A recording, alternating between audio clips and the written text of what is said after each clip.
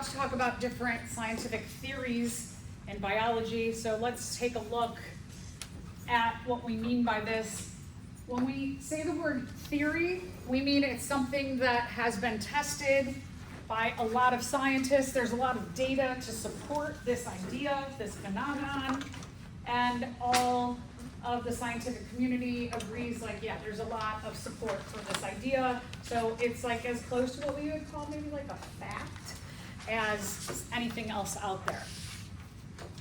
So the definition of theory, it's an explanation for something that's been observed, some kind of phenomenon, some kind of idea, something that's happening in the world. A lot of people agree on the conclusion to this idea. It cannot be disproved given the current technology, but in the future it might. So, for example, Georges Buffon, he was a scientist back in the 1800s. He did a lot of research on fossils. He did some of those worldwide explorations, and people used to think the Earth was about like 1,000, maybe 2,000 years old. And Buffon, because he studied fossils and he saw things like an armadillo of current age, and then he saw this ginormous, like car-sized armadillo-looking thing, and he was like, these look a lot alike, but that one was really big. And there were ideas of maybe there were dinosaurs in the past, so things were bigger in the past than they are in the current present day. And Buffon proposed, based on showing the progression of like animals over time, that the Earth was probably about 6,000 years old. And a lot of people were like, oh, wow, yeah, okay. And he had support and everybody agreed with him. But when we started to have things like carbon dating and able to actually test how old carbons were in some of those fossils, we have come to know that the Earth is about 4 to 4.5 billion years old. So back when Buffon in the 1800s, his like just showing the fossil progression, the technology that we had at that time showed the Earth was older than 2,000 or 1,000 years old. It's probably like 6,000. And then with carbon dating, new technology, we disproved that and brought that theory of how old the Earth is to billions of years. So sometimes things that we accept today, we create new technology and we come to a new conclusion. So a theory, like I said, it's as close to a fact, but it could be disproved if new technology comes along. But everybody agrees on it. Everybody's come to the same conclusion. Lots of scientists have studied this idea. There's so much data to support this idea. So that's theory. A hypothesis is very different.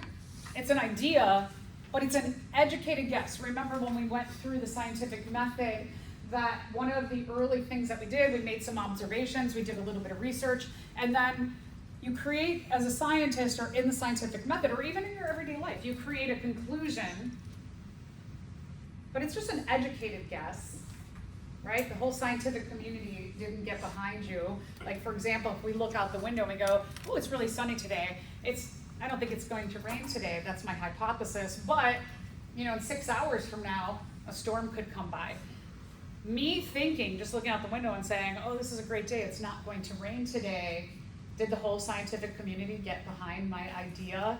No, right? So a hypothesis is just something that, based on your observation, your research that you just do on little tiny things, or maybe even if you're doing larger experiments, you're kind of guessing based on doing that research and your own base of knowledge what the conclusion will be, and you accept or reject it. Nothing is proven, nothing is supported by the entire scientific community.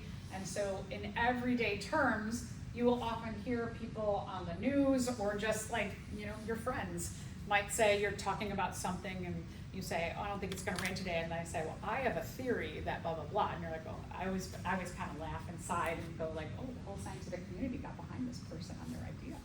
And I try not to be a jerk about being like, well, that's actually not correct. But we usually, if you hear the term theory out in the real world, most often a person means hypothesis. So let's talk about some basic theories in biology, things that are accepted as much factual evidence as possible by the current technology today. We have the cell theory. One of the things that we know, regardless of whether an organism is one cell, and we call that unicellular, one cell, or your thousands or millions of cells like we are, every living thing is one cell or more. The cell is the smallest unit of life. And so we call that the cell theory. Biogenesis theory, if you remember Francesco Redi, we looked at the experiment with the meat and the flies and the maggots the other day, that's where this biogenesis theory came from, was that life can give rise to life, but life just doesn't spontaneously happen. One other thing is that this term bio, which means living, and genesis, origination, is that anytime you see bio means living thing, that word which we use a lot in a lot of different contexts in the field of biology, this is always referring to living things. And then the theory of evolution, or the evolution theory, is a very complicated theory. If you take Bio 112, we're going to get into this in a lot more detail, but some of the things about the evolution theory is that living things come from a common ancestor. Nobody was around when the earth was created, or that first living thing, where it came from, how it came, who knows. One of the things I love about science is that for science, and this is often a misconception, that people who are religious and believe of some kind of origination of life, science is like, we have hypotheses about how life originated, and there are people who have done experiments in the lab to show the possibilities are really good possibilities, but just because you can do an experiment in a lab, does it prove that you know how life started? No. So one of the things about biology or science in general is that it does leave that open for you can have your belief system of how life was created, and science has their hypothesis, and science says, we don't know, maybe you know, we don't know. So both can coexist. The other thing about evolution is that evolution says that natural selection is a driving force. That means nature selects for organisms in a population like us.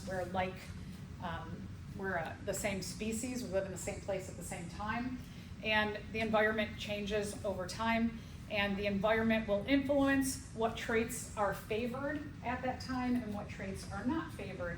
So what I mean by all that is, for example, let's say that there is a population of organisms, and in this population there is a variety of characteristics. The more variation of characteristics, the better off you are as a population, because if the environment changes suddenly, you're hoping that some are favored, some individuals in your population have favorable traits given that change that suddenly has happened, and that they'll survive and keep our population going. So let's say that for now, everybody in the population, we have a variety of different traits.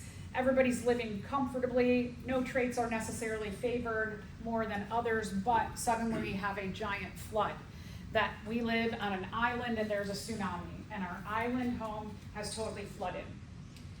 Those individuals in our population who are very strong swimmers, they're favored suddenly, right? If you don't know how to swim and you're just in water, you do not have a favorable trait. And so therefore, you're going to be like trying really hard just to swim and to breathe. And others in the population who can swim, they're like, oh, this is so easy, I'm a good swimmer. I have an easy time surviving in this environment.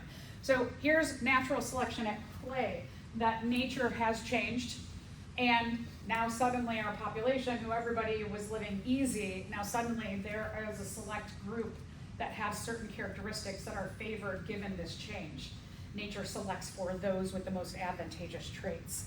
And those that have an easy time swimming, they're like, okay, I can swim over to that other island and I can get on shore, and those that can't swim can't get there. Those that can swim over to the other island, they get there and they're like, cool, there's food, we can make food, I can build a shelter, and oh, I got all this other time on my hands. What am I doing with my other time? Oh, you're cute, you wanna mate, you wanna have offspring. And so that those who live comfortably, they have an easy time surviving given the current environments, they have time, they have energy to mate. And because they have the time and energy to mate, they pass on those advantageous genes to their offspring, just like you and I. We got our genes from our biological parents. Those that are just swimming, do you think that if you are having a hard time breathing and swimming, that while you are just like trying to breathe and trying to get to the top, and they're like, wait, time out, let's mate? No, right? If you are struggling to survive, you're not taking a time out to mate. You are going to try and do all you can to survive. And so that those individuals who are having a very hard time surviving, they die off often. Or they reproduce, maybe they have one offspring instead of having 3. So that over time, what you see in evolution is that those with the advantageous traits, the percentage goes up in the population, and those with disadvantaged traits, they go down in the population. And that's why we've seen over time that, for example, if we go back to that armadillo and that glyptodont that was the size of a car, back in the times of the glyptodont, there were large plants. Everything was a lot bigger in size because plants were bigger, dinosaurs were around, giant birds were around. And so you eat giant plants because you're a giant animal. And the meteorite hits in the Yucatan Peninsula, and what that does is it stirs up all of this dust into the air. And that dust in the air is blocking sunlight from getting to fueling all those big giant plants that you're eating. And so now the big giant plants, they're dying off. At that same time, there's these little small mammals. That's when mammals started to originate, and they're hanging out in the trees and they're staying away from the dinosaurs and the big giant birds. And when the giant plants start to die off, the only thing that a little bit of that sunlight can fuel smaller plants. So the smaller mammals could eat. They had an advantageous trait given this change, and they could hide and they could like scurry around and get those small plants. But if you're something really big, do you think that you could subside on tiny little plants when you've been eating big plants, right? No. So there's a chain effect that the plants start to die off, the giant plants start to die off, the giant herbivores, those that are like vegetarians, we would call them, they start to die off. Omnivores, those that eat both plants and animals, their food starts to dwindle, they start to die off. And then the carnivores, those that just eat other animals, when all the other animals are dying off, they start dying off. And we see this chain effect of the very large organisms around 65 million years ago, they start to die off. Then the mammals are like, cool, all those scary things, they're gone. We can take over. And then the rise of the mammals happens. So, very different things that happen based on the environment. The climate changes over time. So when we're talking about climate change has been happening for billions of years. Since the Earth originated, the climate has always been changing. The Earth gets cold, it gets hot, it gets cold, it gets hot. And when people say like, I don't believe in climate change, I'm always like, it's always been changing. I mean, since even when I was a kid, the summers were very, very hot. It started about May, and we would still be in school, and it would be super hot. But now it's like, the hotness starts coming almost like this time of year. It's like, in August, it starts getting hotter. So I've seen a shift in the seasons a little bit in my lifetime here on the Earth. So I have actually experienced the climate naturally, well, maybe not naturally and unnaturally changing. But the climate has always been changing. When people are talking about when like companies and politicians are saying, I don't believe in climate change, it's because they're producing the very things that cause the acceleration of natural events of the climate. And so like oil companies who know that by us driving our cars and using oil in our cars, that they want to keep selling that to us, and so they're trying to put out all kinds of false data like climate change isn't happening, keep buying oil, keep driving your cars, because they want to keep their profits up. But that's making climate change worse. It's accelerating natural events. So just a little stories to add to what we're looking at. All right, and then one of the other things that we know in terms of a theory is that all of those biogenesis things, the cell things, they are able to adapt, like the evolution theory, because they have DNA. And we're going to get to, in our last unit, we'll kind of sprinkle DNA throughout this course. DNA, deoxyribonucleic acid, it has all the information in those, when we talk about evolution, those traits, and how cells look and how they function in organisms, how they look outside, how they look inside, our internal physiology, and then our behaviors. How do we act? Ever notice, like in families, that there's often a few people in a family who have very similar mannerisms, behaviors? Maybe you, if you know your biological parents, maybe you're like, you do this one thing just like your mom. That's based in your DNA also, our behaviors. So all of that information that determines how we are organized and how we function, it's based in DNA. We haven't found anything else to explain how organisms are organized and constructed yet, but who knows, maybe that changes in the future. So let's talk about this term theory. Theory can also be, or similar words that are like theory are law and principle. So like we'll talk about the laws of thermodynamics when we get into energy conversion. And that's the same thing, is that all of the scientific community has done a lot of research, there's tons of data, everybody agrees that these laws of thermodynamics, they give us an indication of how energy is converted and what happens in that energy conversion. Or if we go into physics, Archimedes' principle, it's another one that when you're using the terms law, principle, or theory, it means that there's a lot of data, a lot of scientists, everybody agrees on this conclusion today. Nobody can disprove it based on the current technology. All right, so what's biology? As I mentioned just a little bit ago, B-I-O means living thing. Anytime you see L-O-G-Y, it means the study of. So L-O-G-Y, the study of, bio, living things. When we're talking about living things, we call them organisms.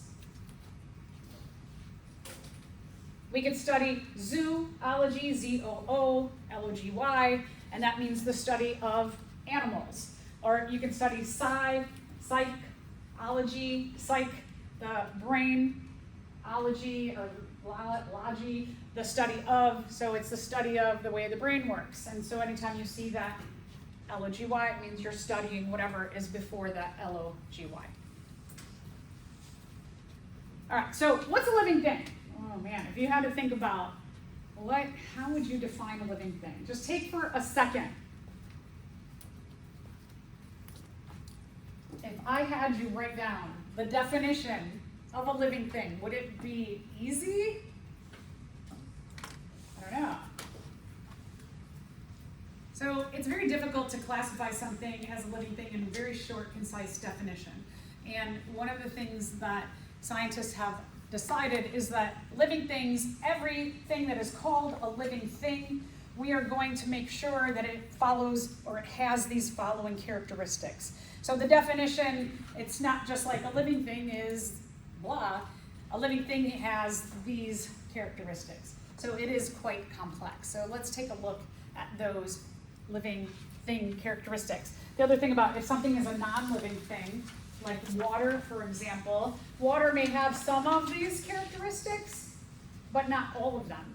A living thing has to have every single one of these characteristics to be classified as living as opposed to non-living.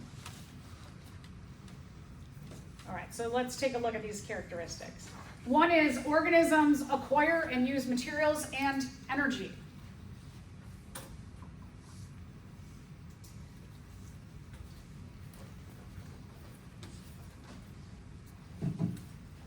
So like a photocopy machine, it acquires energy, right? Because it gets a plug and it takes in energy. And we'll get into the other ones where it's like, well, yeah, that's true. So that's what I mean by all of these characteristics. That sometimes you have non-living things that actually have these characteristics, but then they don't have them all. And all these characteristics we are going to explore throughout the course of the semester. So energy. The definition of energy is the ability to do work. And I gotta think about like, oh, what's work? I know if we think about work, work is often hard, right? If you have to work at something, then you have to put in what? Energy, right? Time. It takes energy and time to do work. So those go together when we're talking about work.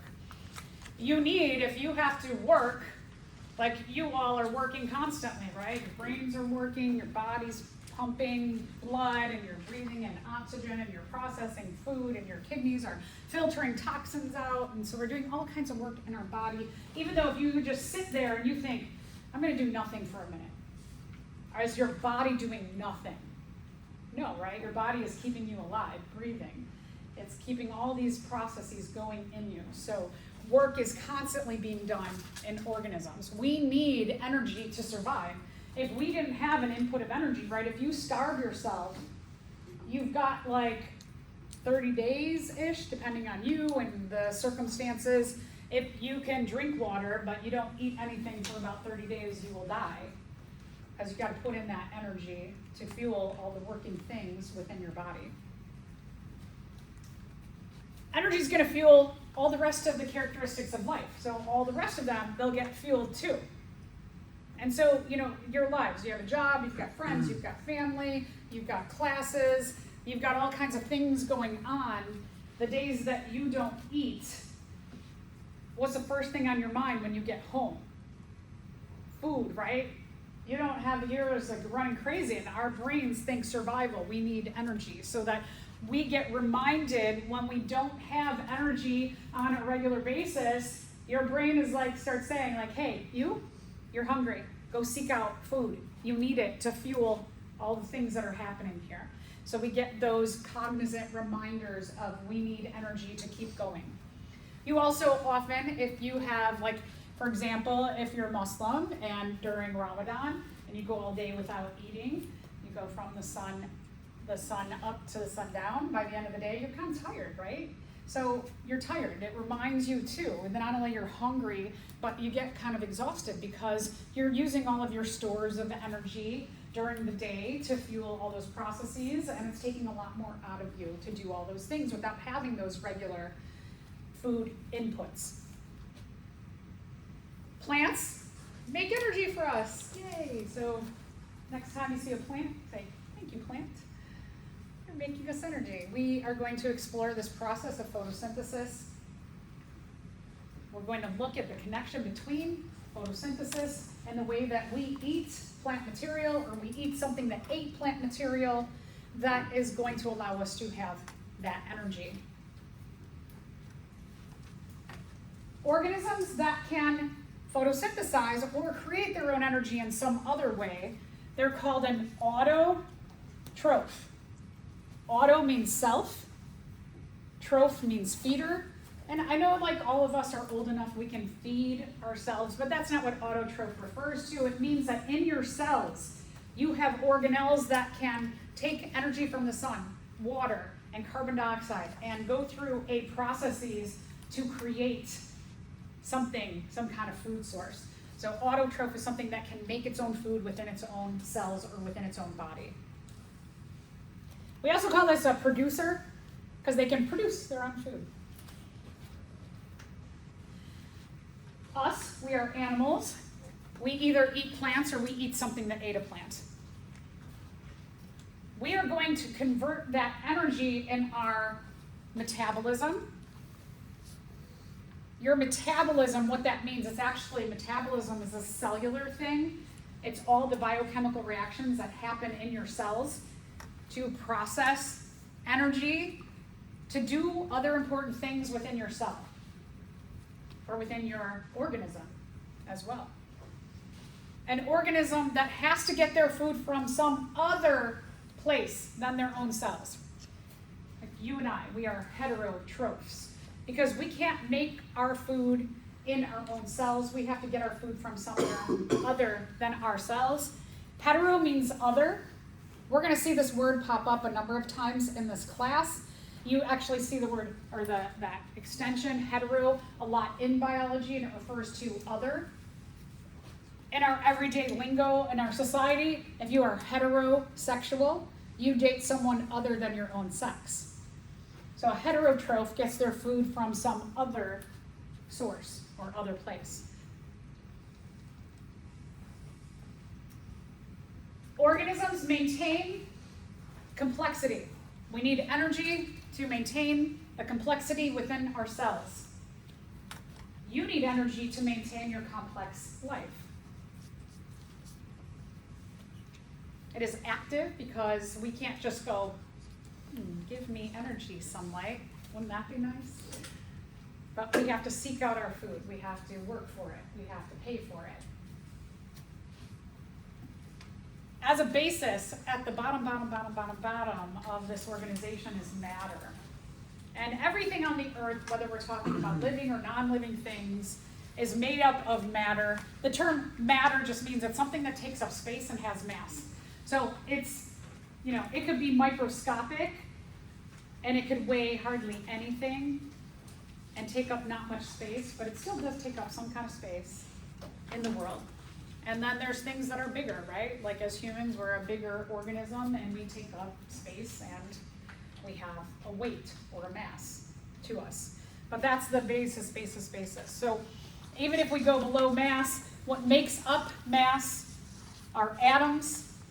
And you can see, look at this, our complexity of living things in our society or on the earth.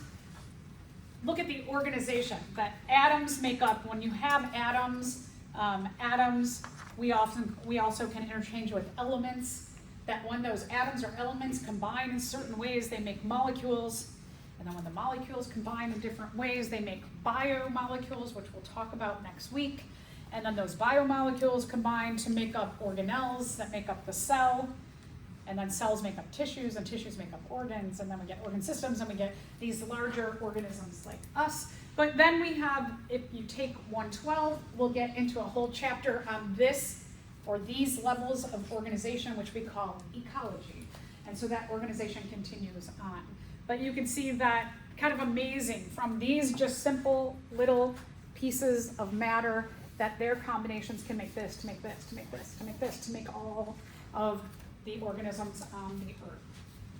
So lots of organization there. If I'm talking here, and this may happen, so it's always good to keep your eyes on me, because sometimes I'll be talking and I'll go like this and I'll accidentally throw or release my clicker by accident. If this starts flying toward your head, are you just gonna go, no, right? You're gonna go, ooh, right? You're gonna move out of the way. It's a response to stimuli. That one of the important things about being an organism is that when things change, suddenly you respond to that change because you want to survive that change. So organisms respond to stimuli. Stimulus response can be internal or it can be external. So external, like if I accidentally let this fly and you move out of the way, that's an external change. But what happens if you get sick? Internally, some kind of foreign invader gets into your body, and then we have a whole immune system that works with our blood to target that invader. As that invader multiplies, our immune system ramps up. We get a low-grade fever. We get an army of different kinds of white blood cells. They travel around our body, and they fight that invader. And so we have internal stimuli as well as external stimuli. Just the act of eating something, put food in your body, and you've got a whole bunch of things that are triggered. You've got a cascade of events to get as much energy and nutrients out of the food you ate, gets into your blood, gets out to your cells undergo cellular respiration. Your waste products, they're gonna go to places like your liver and your kidney to get processed. As a result of digesting stuff, you poop, you pee, right? So we've got all of these things that are happening in terms of the stimulus of just putting food into your body. We use our senses, many of our senses, see, hear, touch, taste, feel, in responding to stimuli. If I were lecturing here and some of you saw just black smoke out that window and I don't see it, are you just gonna go, cool, right? You might go, there's something there, and you start smelling it. You're gonna have a reaction to that stimulus. We use our senses. A lot of our response to stimuli results in the movement of something. So either moving your head so you don't get hit by something, or inside your body, you get that foreign invader and your immune system starts moving around your body and things start happening. So we do see a lot of movement. Very simply, if you grow plants at home, you may notice, and if you haven't noticed, maybe you'll notice today, that plants inside houses don't typically grow straight up. Because it's darker over here and the sunlight's over there, they'll grow toward the window or toward the sun. And so you can see that movement. You could take a picture, maybe a few times a day of a plant. You get a new plant, it's growing straight up, and you go and take a picture of it a number of times within a day, you'll see that it does start slowly to lean. Plants don't usually move as fast as other organisms, but they do move. The way we respond to stimuli, it denotes some of our behaviors as an organism. Behaviors are how we are adapted to the environment, and that adaptation determines how we survive. So just like my example before, if you live on an island and it suddenly gets flooded and your instinct kicks in, your response to that stimuli is swim for survival. But if you don't have good swimming skills, your behavior is not as strong as the organisms that have good swimming skills. So sometimes our behaviors work well, given what's going on with us, and sometimes our behaviors do not. And we know that as humans too, that many times our behaviors, what we say, how we present ourselves, how we interact with other people, those can determine a lot of things that happen in our lives too. Organisms grow. At some point in time, every organism grows in size. We know as us, from a baby all the way up to now, you are probably at about your final size in your adult life, that organisms do get larger. If you are a single-celled organism, like a streptococcus, very common bacteria that is found in our bodies, especially in our head area. Some streptococcus are very important to what we call our microbiome, all the microbes that live in and on us, that some are very useful to us, and sometimes streptococcus, like getting strep throat, some of us are more susceptible to getting sick from those kind of bacteria than others. Regardless, if we're talking about a single-celled organism, that they usually maintain about their same size their entire life. But when they are going to reproduce, they grow to twice their size, and then they replicate all of their organelles, they replicate their genetic material, their DNA, they make a barrier between, and they split into two new organisms. So we do know that regardless of the size of an organism, every organism does grow at some point in their life. The complexity of that growth varies from organism to organism. Flowering plants, they look a certain way until they're flowering, and when they're flowering, they produce this other whole thing, right? They produce their flowers, but there's a basis of this dandelion that's about the same all the time, but then this flower goes from being that yellow flower to then giving rise from that yellow flower. Inside of that yellow flower, you've got these little guys, and then these will pop off the main part of the flower and they'll float, and each one of these has an embryo to create a new offspring or a new living thing. And then, like us, you have other animals that have babies that they take care of, instead of just, I'm gonna make my embryos and they're gonna blow in the wind and good luck, babies. I hope you grow. Organisms reproduce. So we did see with growth that growth and reproduction are often linked together, but not always. Sometimes some of their cells in our body, they just get older and they need to replace themselves. But then sometimes one of the things about keeping a population growing and going is that you are going to give rise to offspring or a next generation. So this is funny. The definition of reproduction is to make a copy of itself. That's not very sexy, right? Asexual reproduction. When we see this A in science before a word, you've got sexual, Asexual means not or non. So non-sexual reproduction. And that's just like what happens to the majority of the cells in our body, is that just like that bacteria, that streptococcus that I mentioned before, grows to twice the size, splits in two, and it makes offspring cells. That's asexual reproduction because it does not involve using sperm or egg. Then you have sexual reproduction. And when we're talking about sexual reproduction, it means that sperm and egg are going to unite.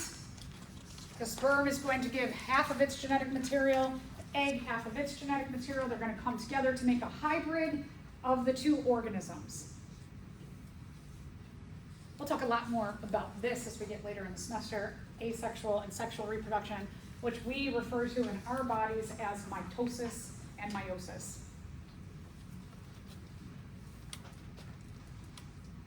At the core of reproduction is, as I mentioned, when we're talking about sperm and egg coming together, the whole point of that is for the sperm to contribute a number of genetic information through chromosomes. The egg contributes their genetic information through chromosomes. As humans, the sperm gives 23 chromosomes, the egg gives 23 chromosomes. Our chromosome number, all the cells in our body that are not sperm or egg, they have 46 chromosomes. And so then we have all the programming for any cell in our body through the instructions that are in those chromosomes. Chromosomes are made up of genes. And again, this is more stuff we'll get to. At the core of those genes is DNA, that are chromosomes that are made up of genes. Our genes are made up of DNA. And remember I said before, your DNA, it tells us the instructions for how we are organized and constructed, whether we're talking about our behaviors, or we're talking about our internal physiology, how we externally look. All of those things are in those instructions there. Also, it says, hey, here's how you're constructed. This is how you're organized. That's all in your DNA. And as I mentioned, in sexual reproduction, or even in asexual reproduction, you copy the genetic material to your offspring cells.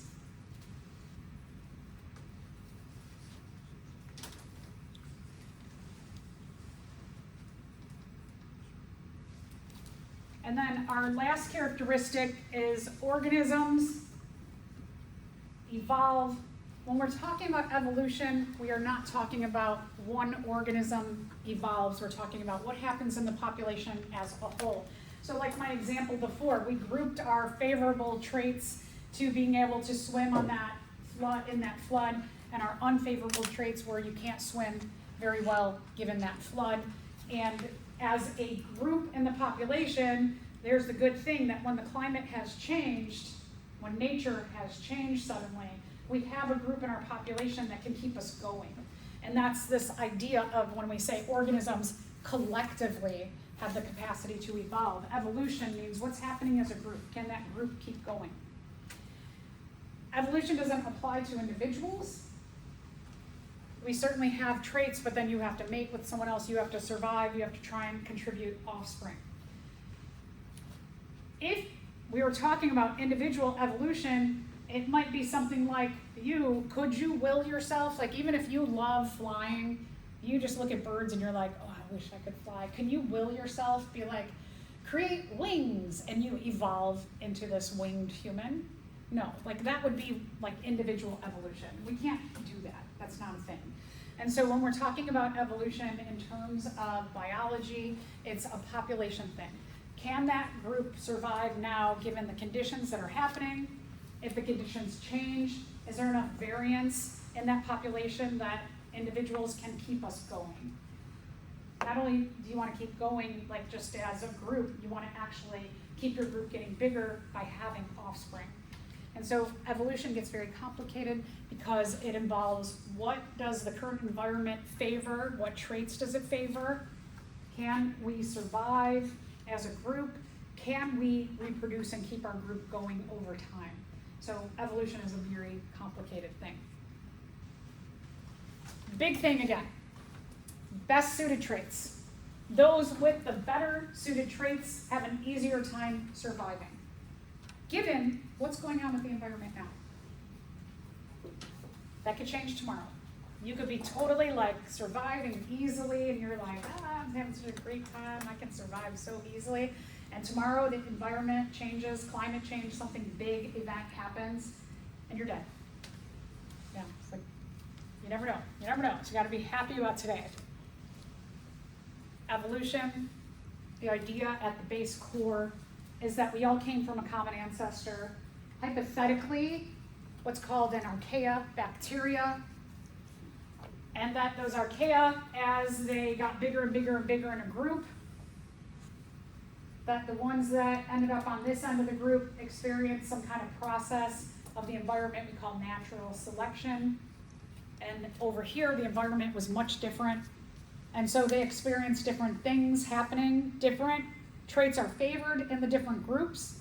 And then eventually over time, because this group has these favorable traits given the environment over here, and these have these favorable, totally different favorable traits, that they might start to evolve into different species over time. And it's not a quick process that this might happen. It's a process called speciation. It might not happen within like 10 generations. It probably will take 1,000, 1,000,000 generations for those bacteria to become different species. And then as groups get bigger, they go into different environments, they experience natural selection differently, and we start to get more and more different species over time. So natural selection, big key influence in how evolution works. Who is favored, who, what we call successfully adapts to the environment, survives easily, has offspring, passes on those favorable traits.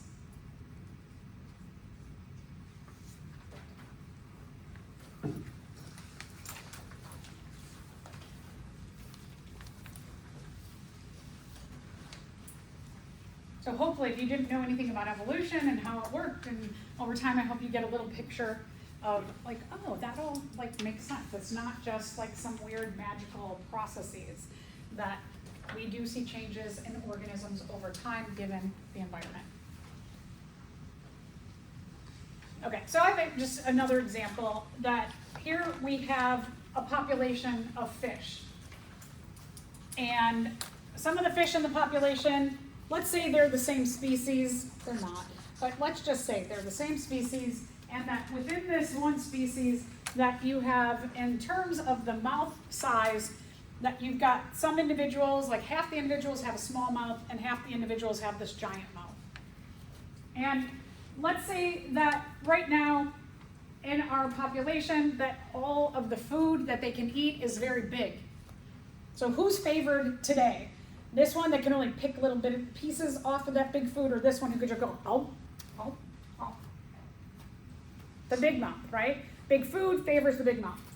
Okay, so let's say that something happens in the environment, and now our food sources become very, very small. Now these guys, they're gonna have to work, like they're gonna have to go into the sand and try with their giant mouths to get little pieces, but they got this big mouth, very hard for them. But they are like, right? And so now, because the size of the food has changed, the characteristic or trait that is favored has changed. And so now, since they're having an easier time, so in the original scenario, there was probably, let's say that there were 90% were this characteristic and 10% this. But now the food source size has changed, and in 100 years, now what you see is that they make up 80% of the population and they make up 20. And so nothing has really happened magically in the environment, but the food has changed for whatever reason, and the favorable trait has changed. And over time, those that have the easier time surviving have time to reproduce because they're comfortable, they're well fed, and they pass on those traits to their offspring. And so then you see the percentages over time change. That's evolution. Okay, so let's read this question. Over time, the eyesight of the hawk has gotten keener, better. Their eyesight has gotten better. Only those hawks survived by being able to spot brown mice in the brown grass. They reproduced and passed those good genes for eyesight on to the next generation. This is an example of what? Ability to evolve. Yeah, good. So this is an example of what we just talked about, the ability to evolve. This is very similar in terms of the characteristics of life. This is a very similar question. Questions will be applications. So you just have to be able to recognize, okay, something's happening here. Eyesight got better. These ones, they could see the brown mice. They're going to pass on those genes to the next generation. Oh yeah, I remember. That's about evolution. All right, so categorizing. There's so many living things right now. The way that scientists categorize living things is through 3 large groups called domains. What this means is every living thing, from microscopic, archaea, bacteria, little tiny things, to humans, plants, fungi, you go into this category, or this category. So everybody goes into one of 3 categories. So for example, if you remember before, we talked about the common ancestor. These are the first cells. As they went into different environments, different traits were favored. They became different species, the process of speciation. And we end up with the domain bacteria, the domain archaea, and the domain eukarya. How do they decide who goes into what group? Okay, so one is, what kind of cell are you? We're going to define these. Are you a prokaryotic cell or are you a eukaryotic cell? So your type of cell. We're going to get into those definitions in a second. How many cells are you made up of? Are you made up of one cell? Are you a unicellular organism? Or are you maybe you have 1,000 cells, maybe you have 1 billion cells. So how many cells are you made up of? What's your major mode of nutrition? Do you get your nutrition from the sun? Do you have to eat a plant? Do you eat something that ate a plant? How do you eat? And then what's your genetic material like? Let's take a look at our DNA and see the differences in that DNA. So this is kind of interesting that before current technology and being able to actually sequence DNA, before this ability existed, scientists did their best. They looked at organisms based on, we'll talk about these two, prokaryotic or eukaryotic, how many cells they were, and what was their mode of nutrition, and then they started to put them into categories. And then now, like in the last 20, 40 years, you could sequence DNA. And so then based on how similar, we'll get into the very simplicity of DNA, but how that simplicity can lead to so much complexity, which is mind-blowing, that you can start to sequence the 4 nucleotides and the order they come in and how many you have to say, oh wait, while these 2 we thought were not related, they are actually very closely related. So it's very interesting how that changes. Prokaryote is a noun. This is an often a linguistic thing that comes up. The word prokaryote is a noun. The word prokaryotic is an adjective. So I could say this cell is a prokaryote, or I could say this cell is a prokaryotic cell. They both mean the same thing. Just one's a noun, one's an adjective. Okay, pro means before. The term karyote or karyotic means nucleus. These cells evolved before the nucleus evolved. These are very, very simple kinds of cells. Even though these are simple kinds of cells, it doesn't mean that they don't do evolution really, really good, because we believe that every living thing came from a unicellular, single-celled prokaryotic cell. So they've been around for a really, really, really long time. Humans in our form have been around for 6 million years, 6 million out of 4 billion, whereas these are believed to have been around for at least 3.5 billion years. We're here about 6 million. So very good at evolution, very simple in structure. Eukaryotic. EU, means true. They have a real nucleus. They have a true nucleus. Anybody who's a eukaryote or a eukaryotic cell, they have a nucleus in all of their cells.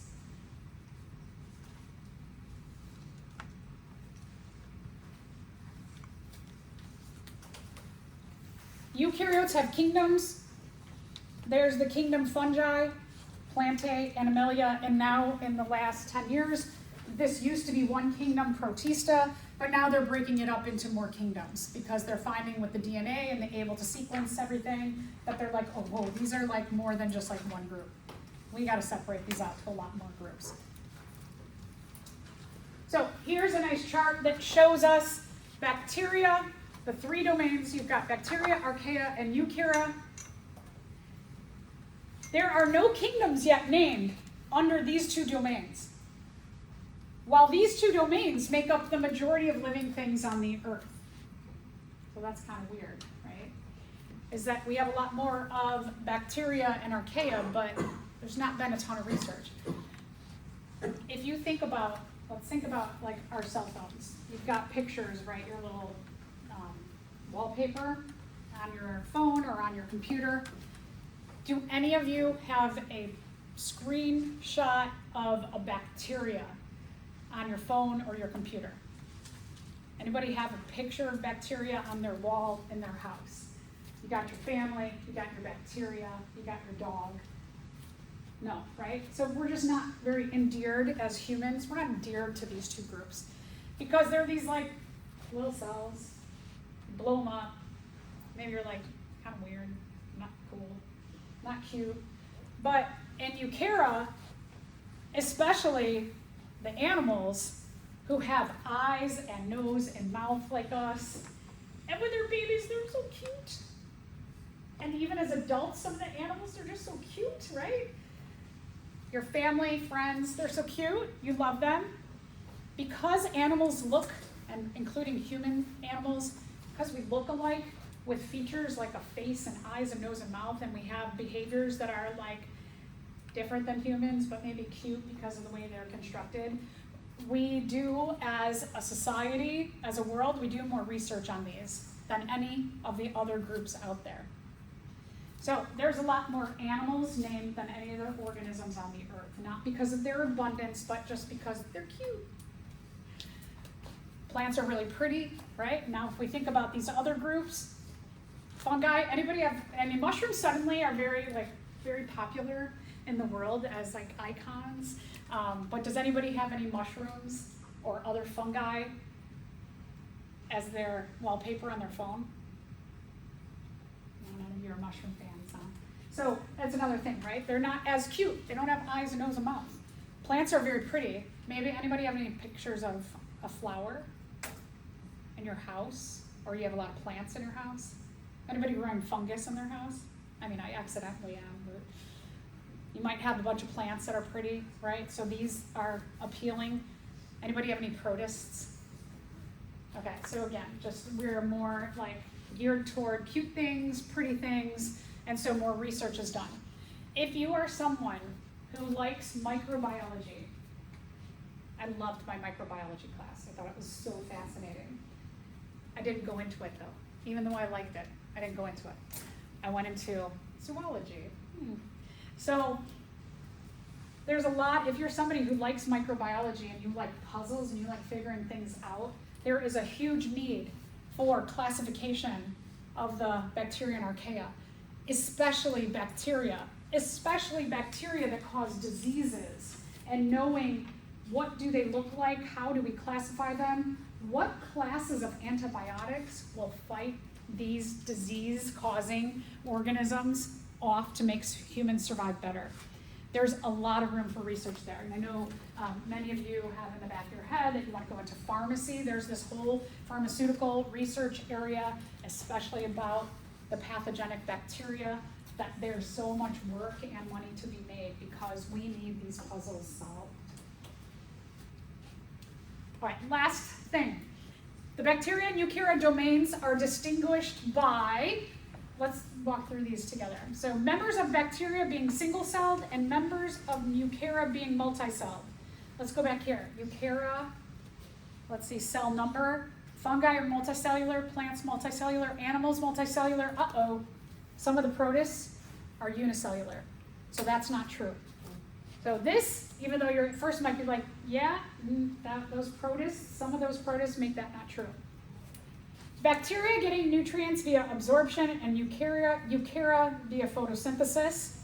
So we know, like, this term autotroph means that they're getting their energy via photosynthesis. Are all the eukarya getting their energy via photosynthesis? Some protists, but look, heterotrophs mean they have to get their food from somewhere outside of their cells. So number two is not correct. Some eukarya do, but not all. The fact that only eukarya have the ability to grow and reproduce. Wait, did we say all living things do all the characteristics? And this is a characteristic of life. So all of these have that ability. So that's not true. All right, so it leaves us with a choice. The absence or presence of organelles, including a nucleus. So we call the cell types prokaryotic, before the nucleus, and eukaryotic after or having a true nucleus. So this definitely, these are ones without the archaea and the bacteria. They're groups or domains that do not have a nucleus in their cells, and the eukarya, right there in the name, the eukarya, the whole domain says true nucleus. So number 4 is our best choice. Does anyone have any questions? Star this. This is a great thing to study, and the simplicity of this, you can see that question will be like a question that might be on the exam. So you definitely want to know, what are the 3 domains? Which ones have kingdoms or not? What are the cell types? Know what this means and this means. Know how many cells per group, and know their mode of nutrition, knowing that autotrophs make their own food within their own cells, and heterotrophs get their food in places outside of their cells. So make sure you know this in definition and categorization, you know all the vocab there.